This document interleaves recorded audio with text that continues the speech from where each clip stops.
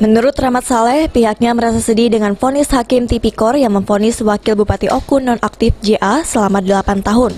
Menurut Rahmat Saleh, sebelumnya diharapkan JA dapat menduduki jabatan Bupati pasca wafatnya Bupati Oku Kuryana Aziz. Dikatakan Sekretaris Partai Nasdem Kabupaten Oku ini sebagai partai pengusung berharap proses banding yang dilakukan dapat menunjukkan bukti baru sehingga dapat divonis bebas.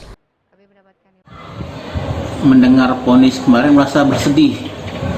Ada rasa sedih Kak Johan divonis selama 8 tahun itu. Karena apa? Kita kemarin berharap ketika wafatnya Pak Kuryana, Kak Johan selaku wakil bisa naik sebagai bupati.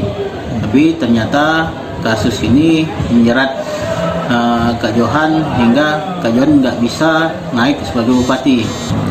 Tinggal kita berharap ketika banding mungkin ada ada vonis yang bisa membebaskan Kak Johan, ada bukti-bukti lain. Kita juga pengennya, kita juga berharap sama Gubernur.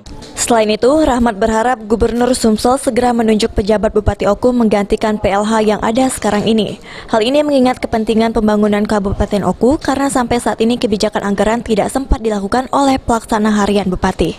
Ari Pranika, PAL TV.